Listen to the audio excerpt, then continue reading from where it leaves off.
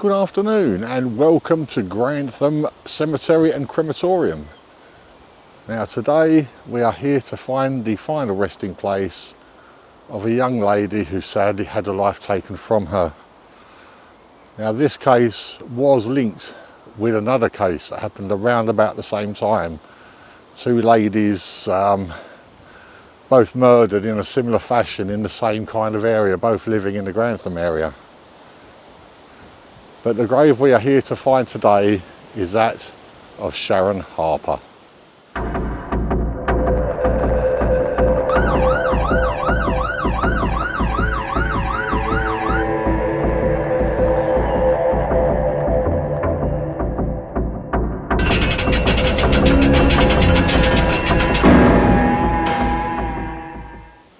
As I said, Sharon Harper, she was a barmaid, left work, never came home. And as I said, there was another case which was kind of similar in the area, and I will be covering that case on my channel in the next couple of weeks. But for now we're going to concentrate on Sharon Harper. So what I'll do is I'll show you around this old part of the cemetery and we'll finish up in the new part. So I'll spin you around, we'll have a little wander around here while I tell you all about Sharon Harper.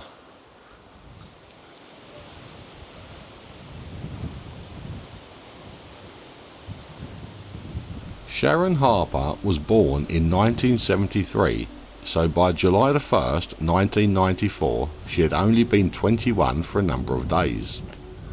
4 months earlier, Sharon and her boyfriend Michael had a daughter and they named her Sarah. She was working as a part-time barmaid, working 3 nights a week in a public house in Grantham named the Market Cross. The couple had been in a relationship for 2 years and had planned to marry the following year. On the evening of 1st of July 1994, Sharon had taken her baby daughter to her friend's house, who would regularly babysit for the couple when they both had to work. After dropping her daughter off, she made her way to work by walking through the streets of Grantham. The Market Cross was quite busy, but the evening turned out to be relatively uneventful. There were no reports of any tense situations or fights, and Sharon was said to be her usual bubbly self. She was friendly and chatty with both customers and colleagues as usual. She had even made plans to go for a few drinks with some of her colleagues the following Sunday. The pub closed at around 11:15 p.m, as it always did, and the staff cleared up and had a drink before leaving. Sharon was reported to be the last to leave around an hour after the pub closed. After work, Sharon would always head straight to a friend's house and collect her daughter before going home. It seems that this was her intention as she set off along her normal route. Sharon's boyfriend had arranged to meet her the following morning at 8 a.m. to go shopping, and when he arrived at her flat he noticed that the kitchen light was on, which he thought was unusual. He entered the flat to find that she was not there. He contacted the babysitter, only to discover that the child had not been collected. He then contacted the police. The police put out appeals for any information about the missing mother. There were reports of her having been seen outside a local petrol station arguing with a man who was described as being in his mid-30s, with long hair and wearing what was very possibly a Leeds United shirt. The witness who reported the couple arguing said that Sharon seemed very upset, so he stopped his car to inquire if everything was alright. After being assured by Sharon that all was well, he drove off. Interestingly, a friend of Sharon's reported that she had seen her talking with a man with a very similar description just a few days earlier outside the local Morrison's supermarket. Sharon had walked away from the man, and when her friend asked who he was, Sharon replied, "He's no one." Sharon Harper's body was discovered on the 3rd of July 1994 by a group of children playing in the car park of Shepherd Construction. The body had been partially concealed in some shrubbery. Sharon Harper had been beaten and strangled.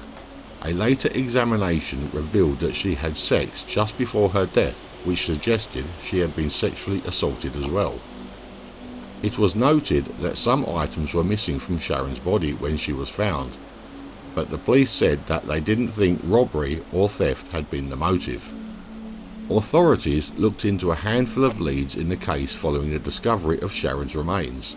For example, witnesses claimed they saw a strange car parked at Shepherd Construction at around 3:30 in the morning of the 3rd of July.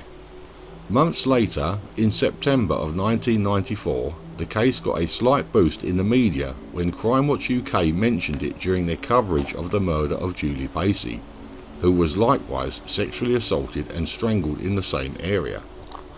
In spite of the similarities between the crimes, however, police do not believe they are linked.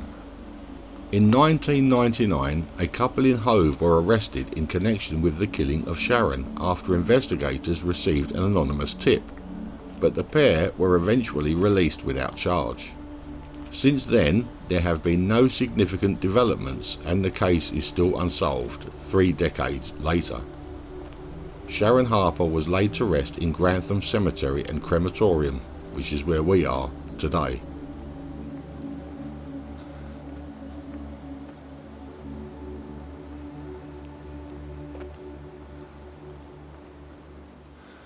Well, that's all the information I could find on Sharon Harper. Again, another murder victim with not a massive amount. I've had to rely on documentaries and stuff, and even they're not whole documentaries. But I finally found a final resting place.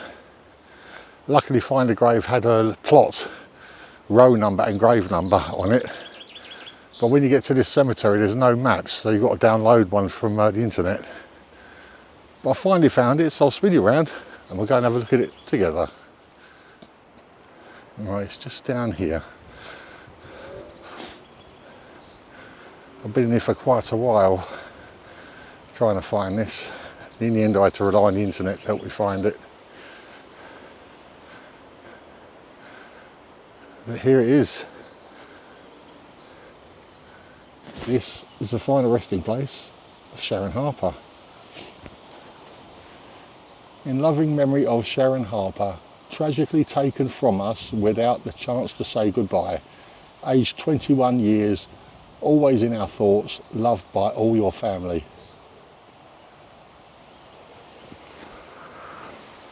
That is the final resting place of Sharon Harper.